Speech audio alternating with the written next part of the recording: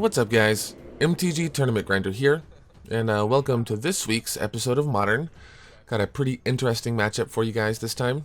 8-Whack, also known as Goblins, also known as not Hardened Scales, which I know is a little weird for me. But I'm going up against UWx Control, UWx, I should say. But let's go ahead and take a peek at my opening hand here. Hopefully it's pretty decent. Mulliganing against UWx Control can feel pretty bad. 2 Bushwhackers, Goblin Guide, Goblin Grenade, only 1 Mountain, Mog War Marshal, Mog Fanatic. So I've got 3 1-drops to play off my 1 Mountain. Mog War Marshal is live if I can draw another one. It's a pretty risky hand, but if I mulligan into a bunch of counter spells, it's probably not going to go well. Oof, first bad draw. Not a Mountain. Let's get started with that Goblin Guide. Yeah, that makes sense. Reveal a Logic Knot. Ugh. Well, I imagine that'll be countering something important pretty soon. Actually, it probably will be countering something important because of that Flooded Strand. Crack Flooded Strand, got a card in the graveyard. Now you can Logic Knot for 1. Although I don't imagine that he'll be Logic Knotting my Mog Fanatic.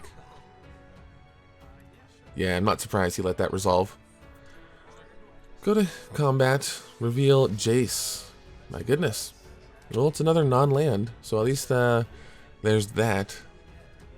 Whenever Goblin Guide reveals a land for my opponent and draws them a card, I like to shake my finger at it and say, bad Goblin Guide, bad. I find that helps, actually. It's less likely to draw your opponent more lands after you scold it like a bad dog. Oh, goodness. Forgive my eccentricities. He goes to his draw step. Oh my goodness.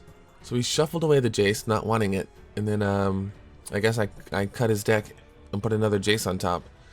Sorry about that. I know I dislike it when that kind of thing happens to me. But my top deck was pretty fire in the form of a Mountain. Looks like we're going to play Magic after all, boys. So I have 2 choices as far as 2-drops go. Looks like I'll do a second main phase. Ooh, Reveal Path. But I know about a Logic Knot, so I would like to cast the least important 2-drop to try and bait out the Logic Knot. That way the more important 2-drop can resolve. The question is, which one was more important? Like I'm watching right now, and Mog War Marshal seems like I'm not sure. I suppose Goblin Pile Driver, the other option, does have protection from blue, so it can't be tucked by Teferi, and it can't be Detention Sphered, I guess. So maybe that's the better pick. But either way, he did use the Logic Knot, so hopefully Goblin Pile Driver resolves. It's a big what if, or that's quite the hope, but that would be nice.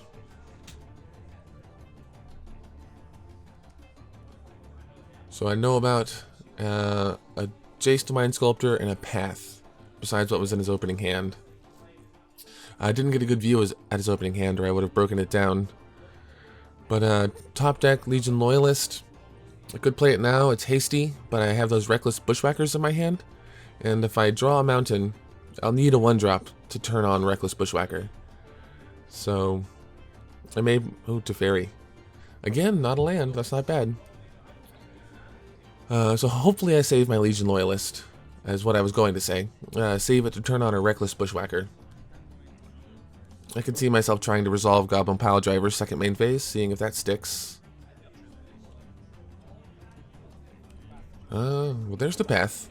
I guess being at 12 life and swinging for 3 damage, my opponent has deemed it worthy to Path my Goblin Guide. Although that land helps me with my Reckless Bushwhacker Legion Loyalist plan. So that's going to happen next turn, I think. Goblin Pile Driver, oh no, a second copy of Logic Knot. Well, that's fair, you know. It would have been nice if that thing resolved, because next turn it looks like I'll be Legion Loyalist, Goblin Bushwhacker, and if I got to, you know, do those things with a Goblin Pile Driver on the battlefield, that may have been lethal. But, oh well. Do some brainstorm action, island, and question mark. What do you guys think that card was? Maybe you could take a close look. It looked like a negate to me. I'm not real sure.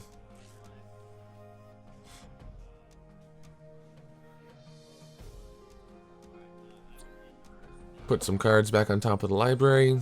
Play a land, probably. I don't think he's done that yet. Yep. Alright, well, he's only got one island. So, I don't think he has any counter spells for creatures. There's a potential he could have a Spell Pierce. But, yeah, I'm pretty sure Legion Loyalist and Reckless Bushwhacker are going to resolve. And that leaves me with a total of 6 power. You know what? 11 minus 6, if I go all face, puts him at exactly 5. My top deck, Simian Spirit Guide, I could Simian Spirit Guide Goblin Grenade second main phase. I think if I didn't draw the Simian Spirit Guide, I might devote some of my attackers to killing Jace. But, except for my opponent having a Spell Pierce, or some 1-mana counter spell, I think I've got lethal.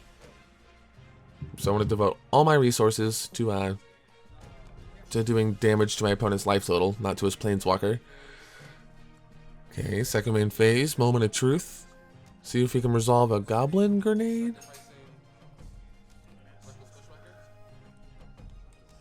Tense moment. I've got my fingers crossed here in the studio doing commentary. Okay, it looks like it resolves. Well, I guess my opponent either doesn't have Spell Pierce in the main board, or if he does, which I'm not sure how common that is, he certainly didn't have it in his hand at that moment. And I guess it's time to do some sideboarding. So let's take a closer look at our sideboarding choices, and I'll meet up with you guys in a few minutes for game 2.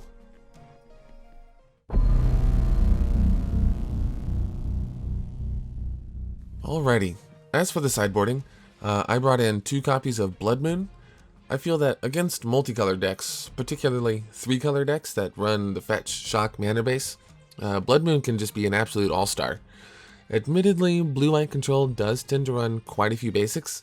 Seems like 3 planes and 6 islands is the norm, so quite a few.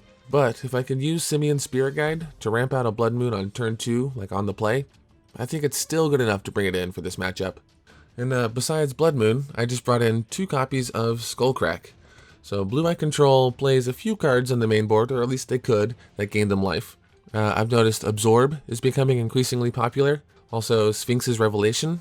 There's a distinct possibility they could be playing that card. But really, just any amount of life gain at all could be enough to buy my opponent another turn. A turn where they could draw more counter spells, more life gain spells. Pretty much any non-land card is bad for me. I've even seen Lyra, Dawnbringer, and a few other big boy angels with lifelink. So Skullcrack has the potential to be game-changing, or to win me the game.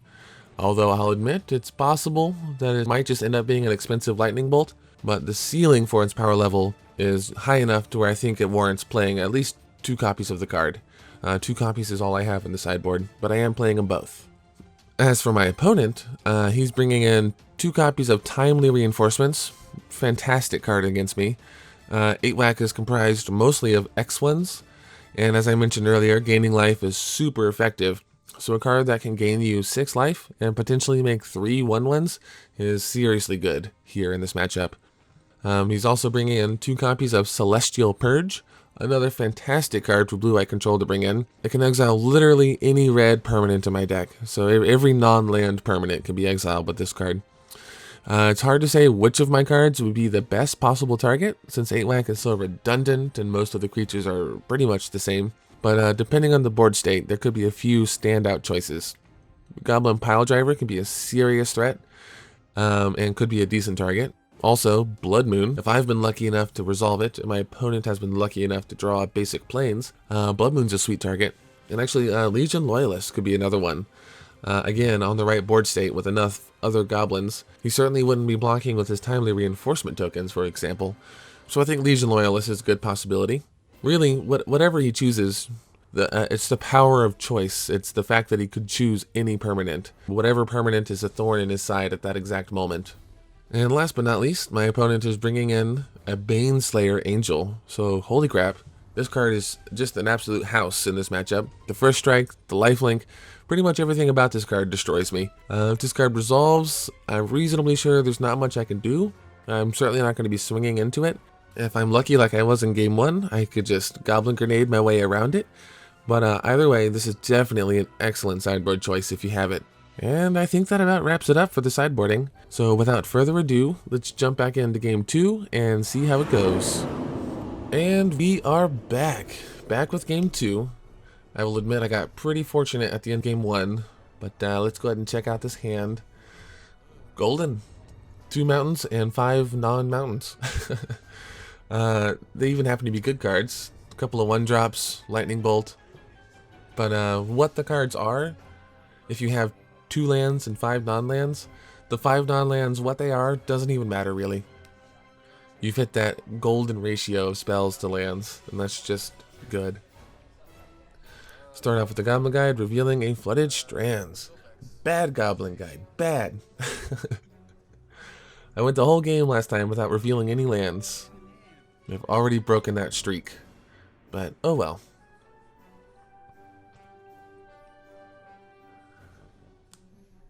Flooded Strand and pass. So we're in the same situation we were in game 1. He could fetch and then Logic Knot for 1 if he was so inclined. You know, if I present him with a good spell to counter. Oh my goodness, Goblin Guide reveal planes this time. What a naughty, naughty Goblin Guide. So mountain into hopefully an uncountered spell. Actually, I got a pretty good look at my opponent's hand just then. I don't think he has any counter spells. Other than Cryptic Command. I could see a Cryptic. So it does resolve. Instep Opt. The old cool Opt. Oh no. Baneslayer Angel.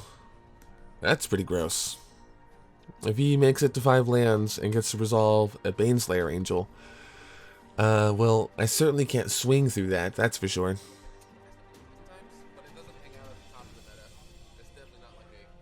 Hollowed Fountain off the top. So, obviously, I'm aware that I've drawn my opponent 2 lands with Goblin Guide, but I am not aware that he's been drawing lands between the Goblin Guide reveals. I mean, I know UWx Control wants to make its land drops, but any deck can suffer from flooding out. That may be happening to some small degree here.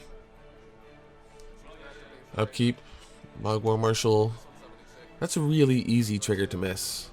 I miss that trigger all the time. But I was on the ball this particular evening. It looks like I caught it. I drew a Foundry Street just a little late, or super late. The best time to play Foundry Street is on turn 1, or at least before you cast Mogwar Marshal. And reveal another Jace. And you know, actually in game 1, Jace wasn't that big of a deal. If it's something that he gets to tap out for, then I can just swing around it, then that's pretty good for me.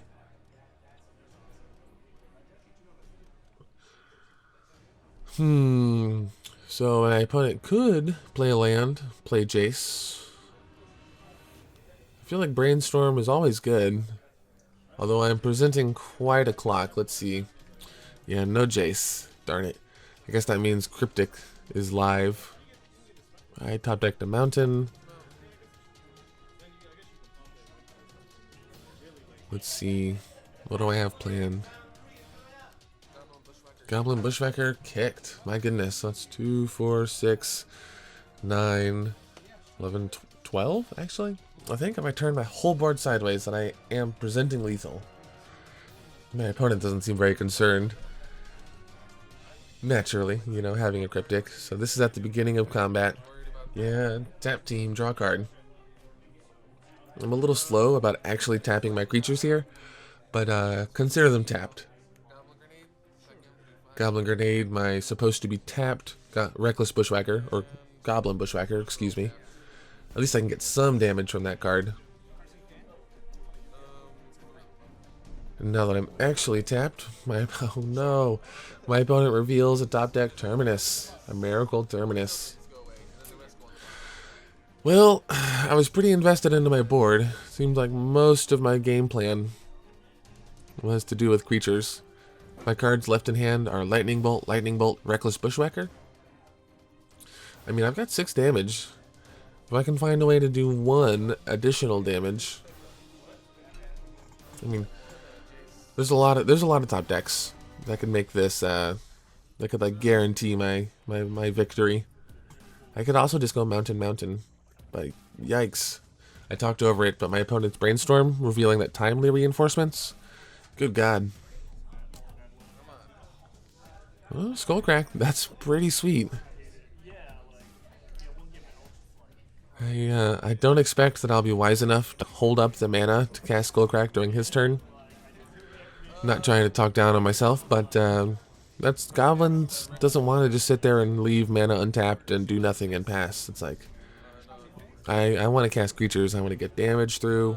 I am the beatdown. I am not the control deck. So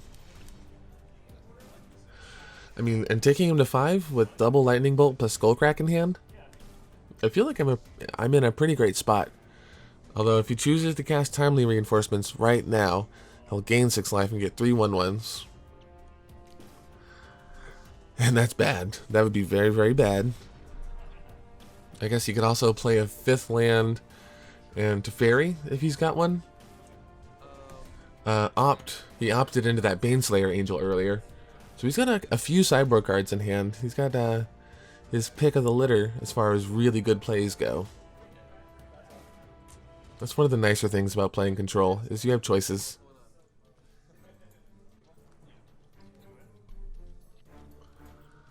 Five mana. Is Timely Reinforcements a 5-drop? I don't think so. You must be playing Baneslayer. Yep. Gross. Baneslayer Angel. But, I mean, I say gross. It worries me. But knowing my hand, Lightning Bolt, Skullcrack, and the fact that he just tapped out for that Baneslayer Angel, I think that might have cemented my victory. I can see myself flicking my cards, which I don't normally do. I think I'm anxious for my untap step. I'm like, please, please, please, please.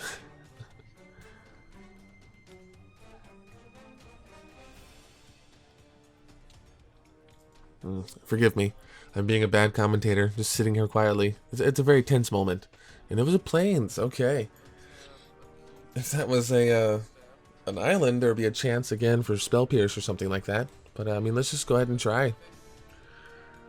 No point in beating around the bush. Lightning Bolt, take you to 2. Lightning Bolt doesn't resolve. Nice. Yeah, I didn't think there was much you could do with the with one untapped Plains. Well, goodness, there you go. I always have such a hard time with blue-white control. And I suppose Goblins is just like 1 or 2 turns too fast. He can't flip a Teferi, or I'm sorry, he can't play a Teferi and flip a Search for Azcanta in time. Well, thank you guys so much for watching. If you enjoy content like this, you can let me know in the comments below, or by hitting that subscribe button. So, until next time, I'll see you guys later.